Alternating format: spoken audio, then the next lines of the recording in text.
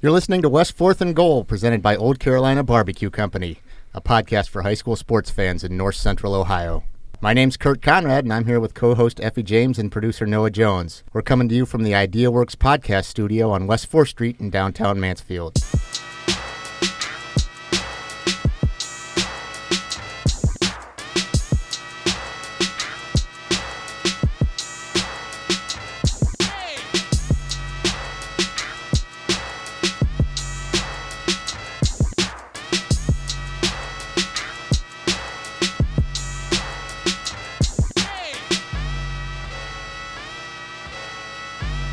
We have a great show lined up for you, but before we get started, we'd like to thank Old Carolina Barbecue Company for its continued support of the show. Old Carolina Barbecue is authentic barbecue inspired by the Great Carolinas. Head over for your Sunday meal and have all-you-can-eat barbecue at 2035 4th Street in Ontario, Ohio, and you'll be sure to agree that it's the best barbecue in town. While we're at it, let's take a moment to thank Two Cousins Pizza, the official pizza of West 4th and Goal. If you're hungry for pizza, subs, salads, or Stromboli, give Two Cousins a call at 419-522-2211 or stop by the downtown location at 103 North Main Street. That's Two Cousins Pizza, 419-522-2211. Well, guys, you'd never know it by the weekend forecast, but fall officially began earlier this week, and the football season will be at the midway point before the end of the weekend. The Ohio High School Athletic Association released its first official computer rankings earlier this week, which isn't quite as exciting as it once was because of websites like Joe Idle, and he kind of tracks it for the entire season. So it's not as pressing as it once was, or as exciting. But when the OHSAA releases the official, things seem to get a little bit. I don't know. There's a greater sense of urgency, I guess. If the postseason started this week, North Central Ohio would have 8 teams in the playoffs.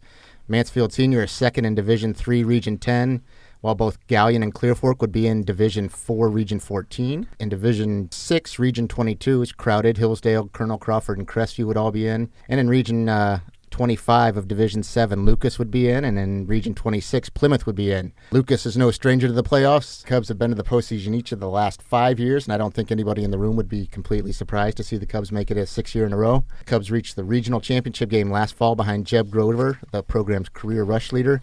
Grover has graduated, but Lucas hasn't missed a beat this fall, and we're joined again by the quarterback of the Lucas Cubs and one of the area's best 3-sport athletes. He's joined us during the basketball season last winter. Let's welcome to the show Logan Niswander. Logan, thanks for joining us. Thanks for having me. Yeah, absolutely. You were in I think the 6th grade the last time Lucas didn't make the playoffs. Freshman year, you lost in the first round to Arlington by 2 points. Your sophomore year, you lost to Trimble by a point. Just talk a little bit about the legacy of the program, I guess, and what those 2 narrow losses how that kind of shaped you, I guess, here. Well, freshman year I wasn't on the field. I was on JV. Right. But, watching them, when our seniors lost freshman year, they didn't really care. I was kind of confused when they didn't care, but, sophomore year, I got to play a little bit, losing by, I can't remember, it was 1 or 2 points, Trimble. Yeah, by 1. Yeah, and, all the seniors were just devastated, and going into my junior year, we're not gonna have that taste in our mouth. But that's how it ended up. First Trimble junior year, last second touchdown. Now you took over as the starting quarterback as a sophomore, and at a lot of bigger schools. And F, you can probably attest to this. When you're a sophomore, you're playing on Saturday mornings. You're not right. you're not used to the bright lights on Friday night. I guess what did getting on the field that early in your career? Just talk to us a little bit about that. How was it a little overwhelming, or do you feel like you were prepared for it? Yeah, it was pretty scary, but.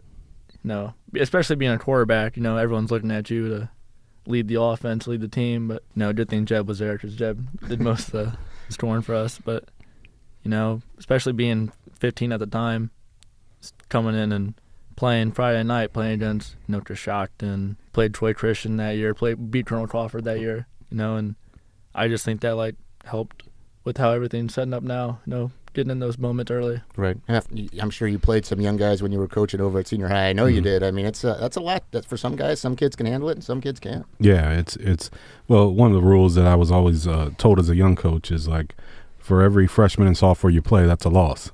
And it's an old wives' tale, but what it means is generally, even if they're well prepared, even if you got them, really trained and everything that they need to do, they're capable of doing. the lights have a tendency of showing themselves to young people. And so the basic thing is you just never know when you put a young guy out. Some young guys can step up to that challenge, which is very tough. But most aren't able to fulfill their full potential at that young of an age. Yeah, and I mean, I've told this story 1,000 times, I think, but you told it to me. I mean, you had a guy who you asked to play basketball as a freshman, and he said thanks but no thanks. Essentially, he didn't want to be on the floor in that situation, and you weren't asking him to be the leading scorer or anything like that. Yeah, there's a pressure that comes with just sports in general. That I have a 15-year-old daughter that plays volleyball, and she's 5'10" tall, is 15, but she will not play basketball because of the experience she had as a young girl watching me coach and all the pressure that was on the players. And she thinks that being a basketball player means that everybody's going to be yelling at her and screaming at her from the sideline. So she doesn't want any part of it. It's just a part of sports, so it's not so much that you can't do it. It's just that trying to do it when people actually show up to see the game. That's what kind of separates you, and the experience of doing that over and over, the crowd and the hype around the game kind of settle down for you, and you're able to really show your talent. I would imagine things are a lot different for you now, Logan, than they were when you were a 15-year-old sophomore out there, huh? Yeah, everything's a lot slower. Now, last year you guys reached the regional championship game. You played Trimble again. In that game, I think you guys were even for basically 47 minutes. It came down. I think they scored the winning touchdown with 17 seconds left or something like that. How do you recover from a gut punch like that? I mean, how hard was that for you guys? Like, they scored. It was like, dude, we just lost. Like, it kind of sunk in, but at that moment, I'd be like, we have 17 seconds. We have 3 timeouts. We got to find a way to give our best and get down the field. And, we came up a little bit short, but that moment right there, it's like, I feel like with how we define our team, we never quit, even starting 3-2 in the season and winning 7 straight to make it to that game, and I think that's how that game defined how we played. Right, and I think it would have been especially tough knowing that the team that beat you, Trimble, I mean, they handled, I think, Cuyahoga Heights maybe in the state semifinals and played for a state championship. To know that you guys were, within 17 seconds of maybe doing that, that's a hard pill to swallow.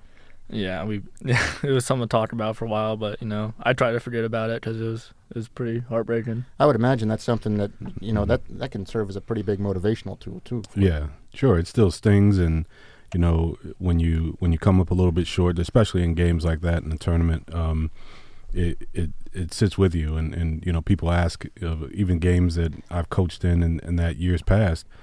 People say, well, how long did it take you to get over that? And I'm like, I'll let you know. Right. We were 19-0 at the time, and I think the last game of the season, one year we were playing Akron St. Vincent St. Mary, and to be 20-0, we're up 1 with 5 seconds to play. They got to take the ball length of the court. They take the ball length of the court. The buzzer sounds, and all of a sudden somebody blows a whistle and said one of our kids fouled, and they make 1 free throw or 2 free throws and beat us by 1. That stopped us from going 20-0. And those things you just don't get over. You just kind of move on with life, but that still sticks with you when you take those losses like that. Yeah, absolutely. Now, during, Logan, your first 2 years, you had the luxury, I guess, of having Jeb Grover back in the backfield with you. He's he rewrote every record, I think, every rushing record at Lucas. What did you learn from him? Just the way he prepared and how he approached the game. What did you take away from him?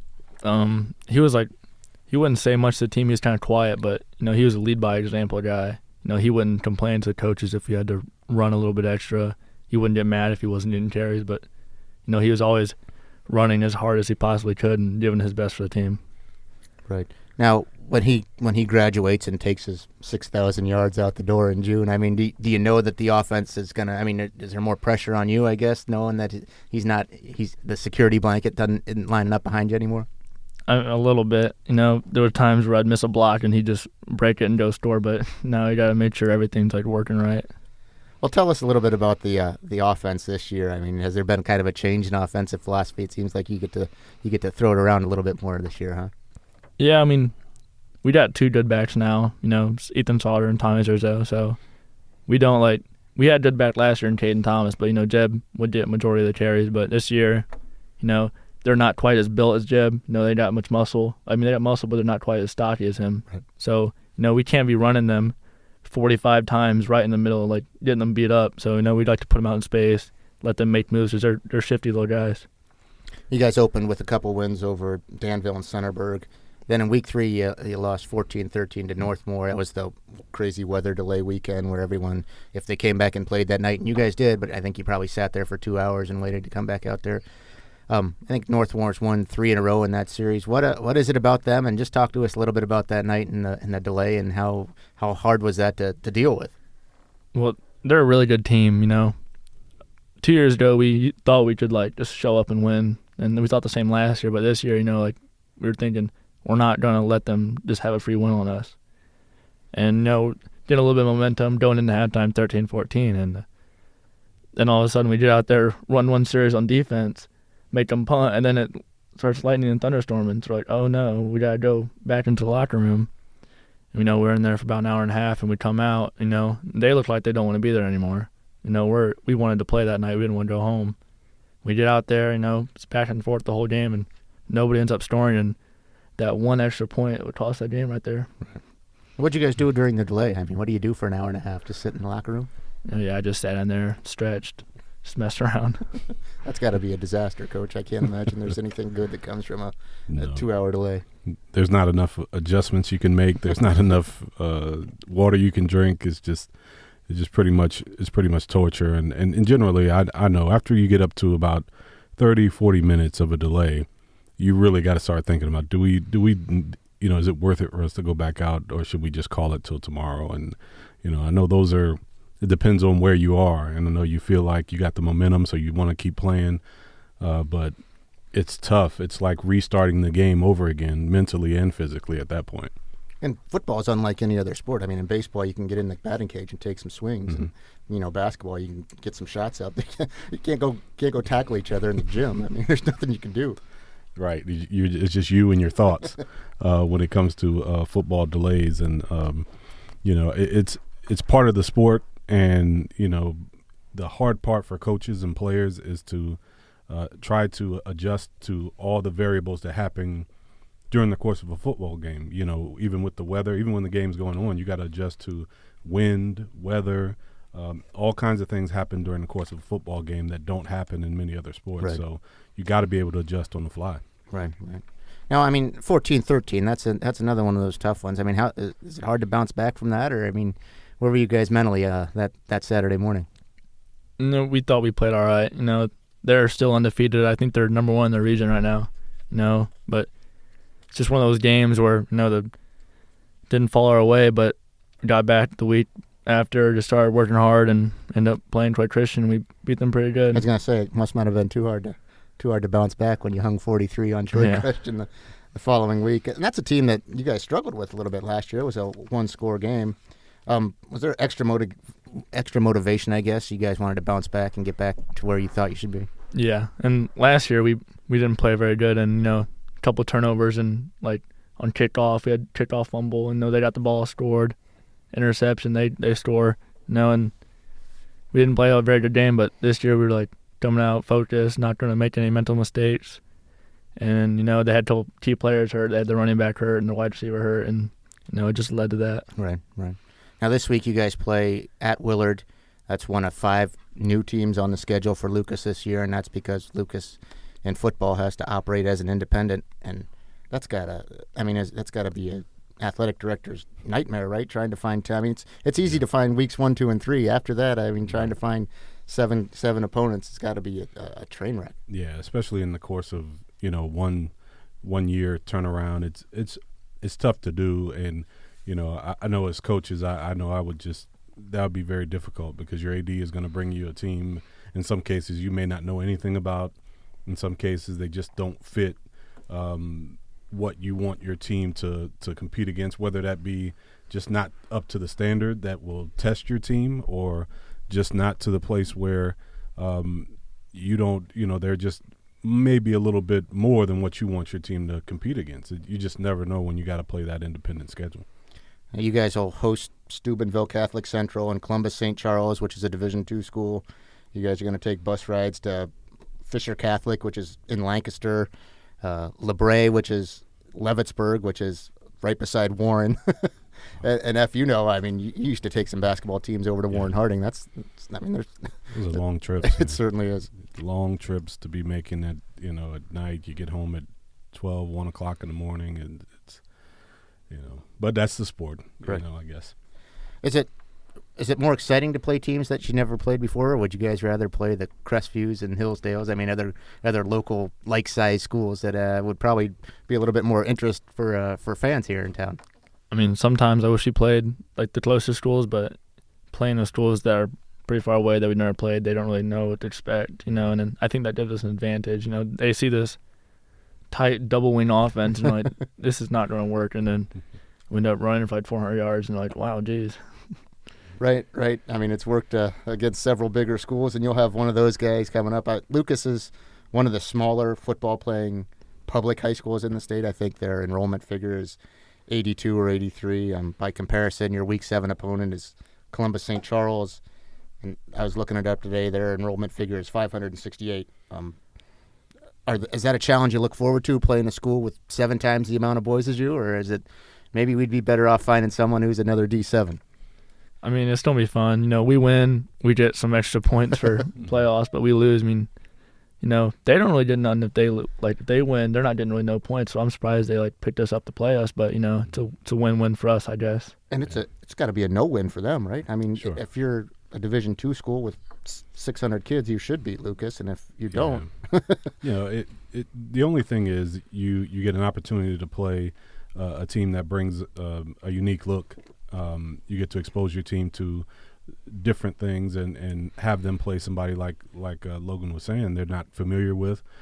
But what that comes with is possibly more focus, and I'd imagine that the Lucas kids have to be focused in. You're playing a Division II opponent, and you don't know until you get out on the field with them what it's going to be like. The speed is going to be like. Is the speed going to be different? Is the athleticism going to be different? What it's going to be like. So both teams have to really be locked in and focused in and be ready to adjust to what the game brings. Right. Now, we said earlier, I think Lucas has been to the playoffs 5 years in a row now. What's that streak mean to you, and what's it mean to you as a senior, I guess, more than anything? I mean, is that something you guys got to keep the string going as a senior? That's part of your legacy? Yeah, it's like don't ruin the streak, Spit always says. And especially being a senior, you don't want to go out not try and get that extra game, but it's more motivation this year to really push it forward. We're missing a couple offensive pieces from last year, but it's just a little extra motivation. Is it pressure? I wouldn't say pressure. It's just more like it's like I can't explain it. It's like you wanting to do good. Right. It's not like pressure from the outside. Yeah, I'm curious, Logan, to know with the offense, after Jeb leaving, the offense you'd imagine had to change. I'm curious to know what your offseason was like, knowing that you may have to end up, throwing the football a little bit more. The offense was going to have to open up. What was your offseason like? Did you spend more time throwing the football, or were there any changes to how you prepared for the season? I mean, we've always had RPOs, and we have South, which is a 2x2 and 3x1, but we never really had to use them because we had Jeb. But right. Not having a bell cow to run behind almost every play, we did practice it a lot.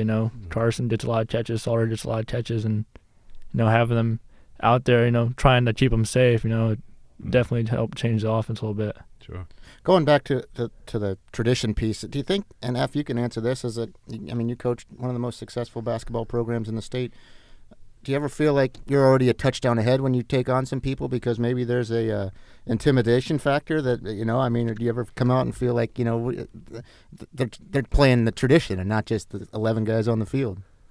I mean, yeah, some games like that, playing Danville after we beat them last year, I'm sure they wanted to beat us, but after we put that first goal on them, they're like, uh-oh, it's going to happen again. And same with Centerburg, but, most teams aren't going to quit because they want to beat us, so, try and get them more points because they know we're going to win some more games after we play them. Is tradition worth a bucket or two in basketball? It is, but the interesting thing about that is that could turn on you very quickly during the course of a game, and Logan mentioned how some teams will get, if you score, that'll mentally play on the other team's mind. But what if you go in and you're the tradition, you're the powerhouse, you're expected to win, and the other team hits first, or you have trouble out of the gate, and then all of a sudden your team gets tight.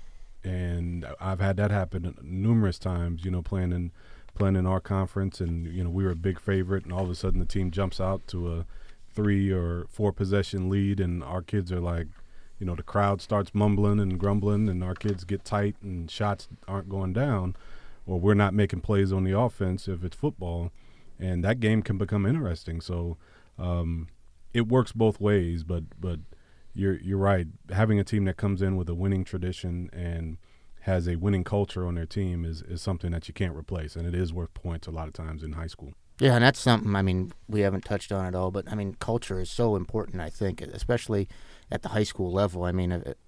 My high school for the longest time didn't win football games, and then things got turned around, and now they're a playoff qualifier, perennial playoff qualifier. At least they're always challenging for that. And I talked to the head coach over there, and he said, it took a long time to get that culture, to where it needed to be. It doesn't happen overnight. Now, you guys, you've only known nothing. You've known nothing but winning since you got to high school. But do you sense there's a culture there that guys are just used to it? Yeah. When coming up in middle school, we looked up to like the varsity guys. They were bigger than us, they were better than us, and they won. So they're like, dude, if we don't win, we're not gonna be able to play with them. So going up to middle school, we only lost 1 game in middle school, I think. Wow. And then coming into high school, we kept winning, and that's like expected. So now like middle school is like we can't ruin it, and it comes back to like that, keep the streak going. And there was a time not so long ago when I don't think Mansfield Senior was ever downtrodden in the football program, but there was time, for a few years there where they weren't. Oh, sure. They weren't winning, and I think Chioke's done a tremendous job of getting that turned around. But sure. if we sat him down, he would say the same thing. It's not an easy thing to do. No, when Chioke came in, I believe we may have had 4 or 5 straight season where we were 500 or below, and that is when I don't believe so much in how. You can't change coaches in high school like you do in other levels of football or sports, but a new voice sometimes can make the difference. You still got the same caliber type of athlete, same quality of player sometimes, but sometimes a new voice can change the program. And sometimes you have coaches that coach their team, and then you have other coaches that build a program. So when you have a coach that's ready to builds a program, and I know Coach Spittler and his staff, you can tell they are a program. Anybody who puts on a Lucas uniform from, bitty ball all the way up is part of that tradition, and that's what you have to do. You can't go out to try to coach your team because you might have a successful team but a struggling program. And that program is going to have to be solid if you want to build a winning culture. Right. The Cubs certainly got it going right now. We've got a lot more to talk to with Lucas's Logan Niswander, but we're going to take a quick break and get a word from our sponsor. You're listening to West 4th and Goal, presented by Old Carolina Barbecue Company.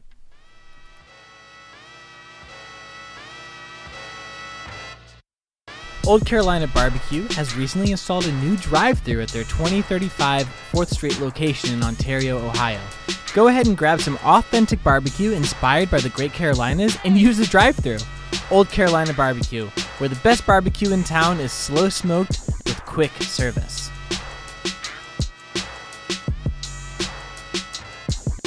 Welcome back to West 4th and Goal. I'm Kurt Conrad here with Effie James and Noah Jones, and we're joined in studio by Lucas quarterback Logan Niswander.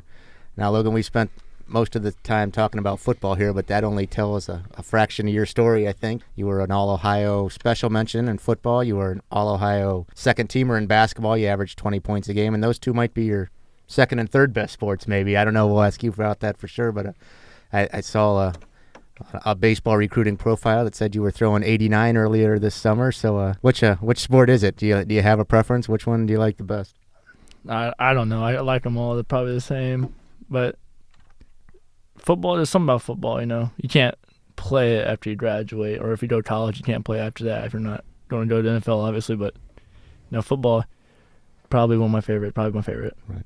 Now, you're only guaranteed 10 games of high school football as a senior, I think. And you can play 22 basketball games. You can play, I think, 27 or 28 baseball games. What I was interested to talk about is just the approach is there a different approach to each sport? I coach my son's baseball team, and I tell him all the time, baseball is an everyday game. If you're playing it at the highest level, there's 162 games, whereas if you're playing football at the highest level, there's 16 of those games. I mean, is there a different approach that you have to take to each sport?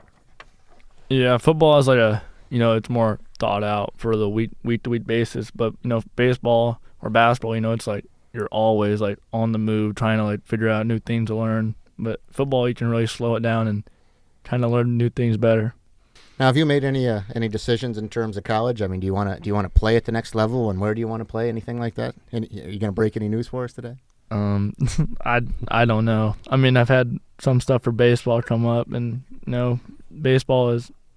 I love playing baseball, but I really don't know at this point. Right. 89 miles an hour. That's getting it up there pretty good. I mean, I would imagine there's some college coaches that are interested in that. And basketball too. I mean, you're kind of a 6'4" kind of a shooting guard basically. So I mean, I would think that there's some opportunities there as well. But I mean, the opportunity to play at college, and if we've talked about it a lot, you really got to love it at that level. I mean, it's not. It's different when you get to the college level. Yeah, it is, and it's so much.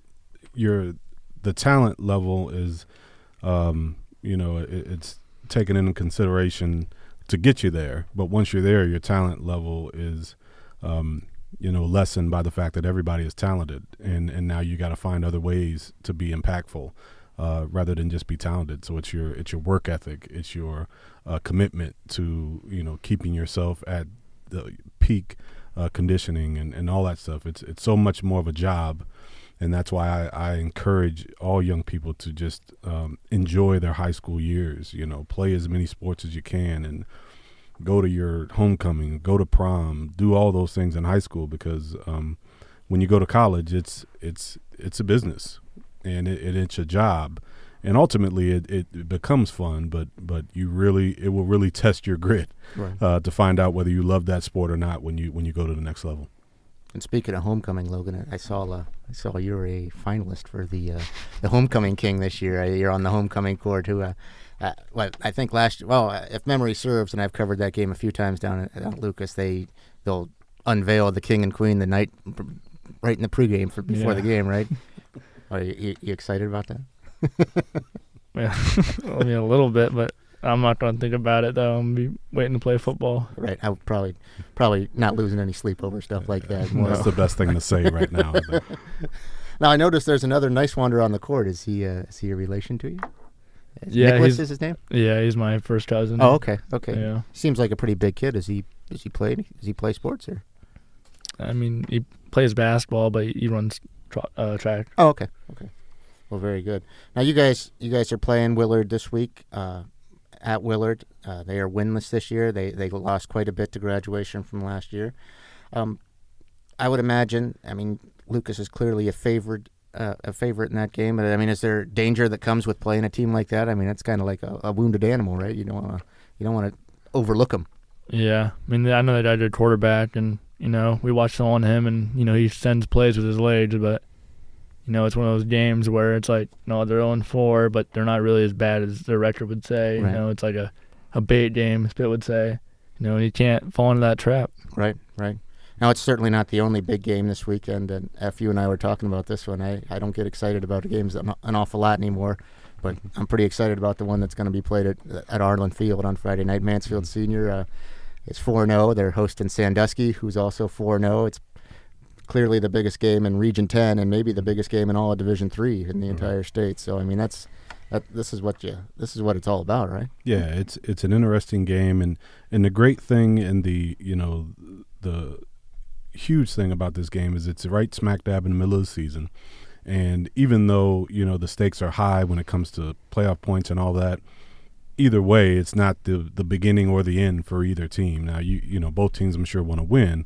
But the thing that I'm sure both coaching staffs are telling their kids is, we want to win, we want to play our best game, but you can't put so much on the game that if you come up short, then you start to, give up on the rest of the season. So you got to keep this type of game in its proper perspective. It's not a league game. No matter what happened, both schools will still have an opportunity to win their league and make it to the playoffs, right. No doubt. So it's a great game for us fans, but it's just a great opportunity for each team to play each other at the peak of their seasons right now. And Senior High is going to have a couple of their guys back. It sounds like Anthony Hawkins, who was in here in the podcast studio a few weeks ago, he's returning from an injury. Elijah Gross is returning from an injury.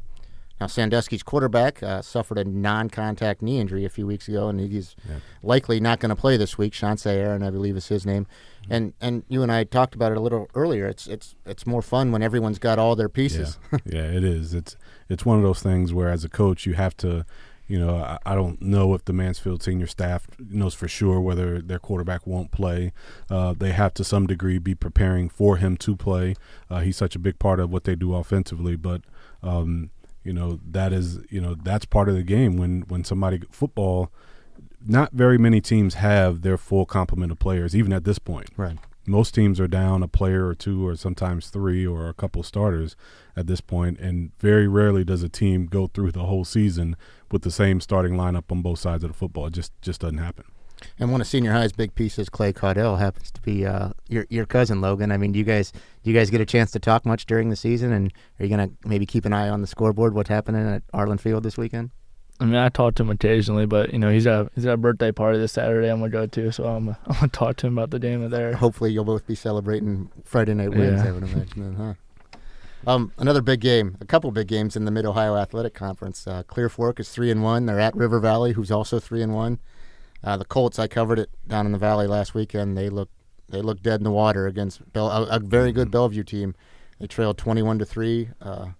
They scored 27 unanswered points, ended up winning 30-21.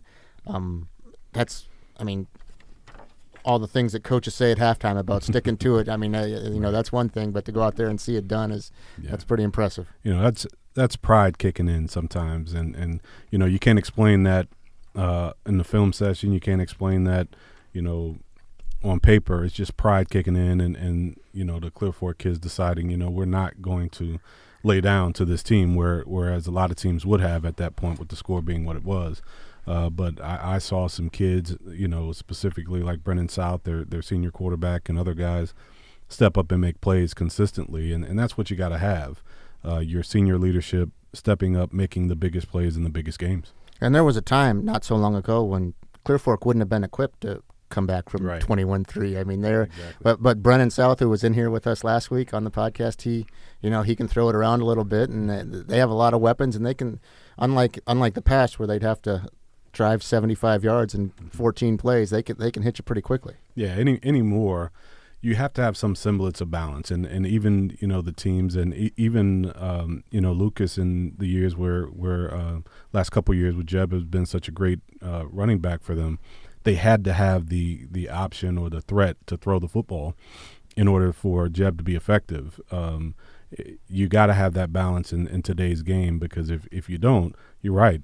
You can't come back. If you get down a couple scores, the game is completely changed at that point. So most teams, even if they know they're a heavy run team, they got to have certain pass plays or pass concepts that they're comfortable with in order to bring them back or keep them competitive in some games. And Logan, before you were the quarterback there was a guy named Ruben Luna, and he rallied them in the playoffs. I think one year had the game of his career in a second-round playoff game. I can't remember who it was against that year, but Lucas, they were going to run it. Well, on that particular night, Ruben came out and threw it all over the place, and I would imagine you guys know that you can do that. I mean, it's not. I mean, you guys are still run heavy, but you know that if the time comes, you're going to be able to throw it around a little bit more this year. Yeah, I mean, we're still going to run the ball, but sometimes, we don't have to pass the ball. We just run the ball.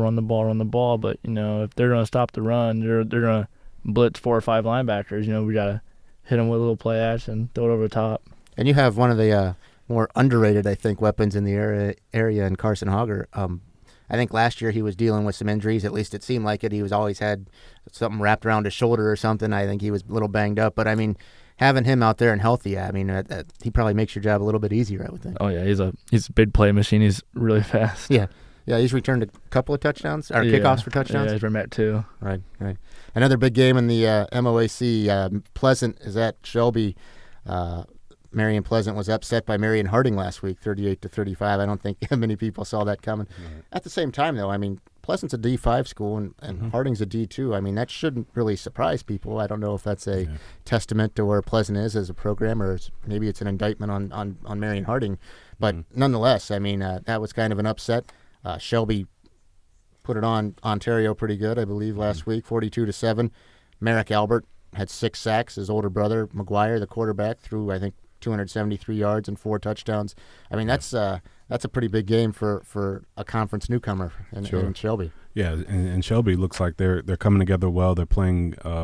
They look very balanced to me. And Albert is, he looks really comfortable as a quarterback this year. He did last year, but this year he looks really in control of that offense. But it's interesting, like you said, with Pleasant being upset. That sometimes those types of things can refocus you. And, taking a loss that you maybe shouldn't have taken is an opportunity for coach, especially early in the year, is an opportunity for them to refocus your team and get back to the little things, the fundamentals and the technique that you could be lacking sometimes when you're playing what you think is a lesser opponent. And 6 sacks in a game, I've never even heard of something like that. Yeah. That's literally being unblockable. If you look at the number of times that a team drops back to throw and then you get 6 sacks, that's being dominant. And that was just one guy. I think they had 9 as a team, so he wasn't the only one setting up shop in the backfield back there. That's pretty crazy. In the Northern 10, Winford is 2-2. They're at Colonel Crawford, who's 3-1. It doesn't happen very often, but Winford is probably an underdog, right? They're on the road against a team that has 3 wins, and Winford coming off a 57 win over Buckeye Central. Colonel Crawford beat up on Upper Sandusky last week, but that's a pretty big grudge match in Crawford County over there. Yeah, it is. I had an opportunity to speak with Coach Helbert. I ran into him last week, and I asked him about how things are going with his team at Winford, and he said, we're figuring it out, and that's something new for them. They're figuring out new things about themselves, and although they do have the tradition, it's high school sports. You're gonna have classes that are a little bit, less talented, probably less numbers maybe. So you got to figure out a new way or a new scheme, a new concepts on how to win games. And sometimes you got to manufacture wins. But I'm sure their staff is going to figure it out. Either way, this is going to be a big game for them at this point in the season. And you guys, Lucas had some really good games against Colonel Crawford when they were on the schedule a few years back. I mean, were you a part of those games, or were those before your time? Freshman year was the game where they beat us up pretty bad. Okay. I wasn't playing that game, but sophomore year, that's about the only game I remember playing with them, and they were big. They're very good, but we snuck one out in their place. Right. Another big game that people in here in town might be paying attention to is in the Firelands Conference. Norwalk St. Paul is 4-0. They're at Crestview, who's 3-1. The Flyers have owned the Firelands Conference for, I guess, forever. I think they've won 47 straight now in the Firelands Conference. They were only leading Plymouth last week 13-8 going into at the start of the fourth quarter. They ended up winning that game 34-8. Crestvew's 3-1. 2 of those wins were 3-point wins. I think they won, or less than 3. I think they won 9-7 in week 1 and 3-0 over Cary that during the rain delay week. But that's until proven otherwise. You got to beat Norwalk St. Paul, right? Yeah, I'm impressed with St. Paul, and not just because they're the way they win. It's just that at a certain point it becomes hard to maintain that sense of urgency. After you've seen teams and schools that you've beaten year after year, and now you got to get yourself up and get ready to play, and to have them have such a sustained streak of playing well. Of course they win, but I believe they're a dominant team, and that's tough. That's tough to do. So I'm really impressed with not the fact that they're winning games, but the way they win and how consistently they play on both sides of the football.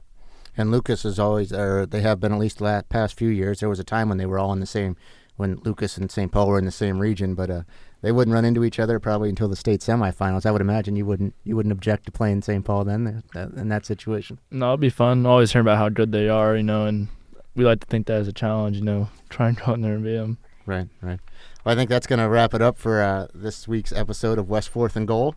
We'd like to thank Lucas's Logan Niswander for stopping by this week. On behalf of co-host Effie James and producer Noah Jones, I'm Kurt Conrad. Thanks for listening, and join us again next week. West Fourth and Goal is a part of the Richland Source Podcast Network and is produced and edited by Noah Jones. I'm your host, Kurt Conrad, and on behalf of co-host Effie James, thanks for listening.